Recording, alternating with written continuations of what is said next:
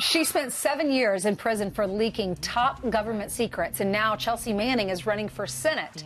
But can a convicted leaker really have a shot at handling classified information in Congress? Security Studies President Jim Hanson led secret counterterrorism operations while serving in the U.S. Army Special Forces. He joins us right now from our nation's capital. Jim, good morning to you. Good morning. Good to be with you. Okay, so what do you think about this idea that Chelsea Manning could be running for the U.S. Senate, could be a U.S. Senator? I think it's absurd, but unfortunately not out of the question. You know, I mean, I guess it shows the resistance's true colors if someone like this can gain any level of support.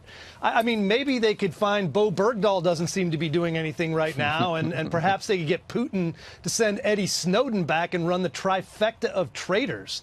This is an obscene thing, but there's no prohibition against it. Apparently, you can run for Senate as a felon. Do you think that the voters in Maryland, do they know enough about her? If they go to the polls and maybe they haven't done their due diligence, or there are a lot of people on the ballot, they might recognize her name because her name's been in the media, and they might check the box? I mean, the largest leak of classified documents in U.S. history.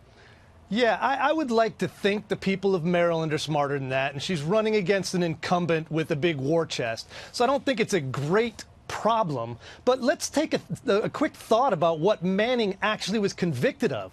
This was the Espionage Act, dumping 750,000 classified and sensitive documents onto the internet, supposedly because there were war crimes that were going to be exposed.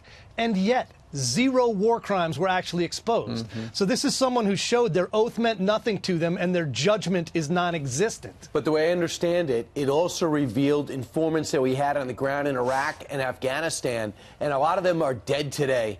And how this person was even eligible to come out prior to 35 years is unbelievable. And the only thing that Chelsea Manning has shown is an ungratefulness, even to President Obama, that she was exonerated from these charges.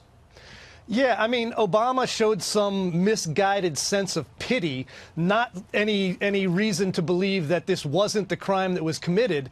And as you mentioned, Manning's shown no remorse. So the idea that you would seat someone like this in the Senate if by some bizarre twist of fate she got elected, there's no prohibition against Chelsea Manning once again having access to our classified documents, because members of Congress don't have to go through the same security screening procedures as anybody else. It's a disgrace. Well, let's see what happens. All right, Jim, thank you very much for joining us from our nation's capital.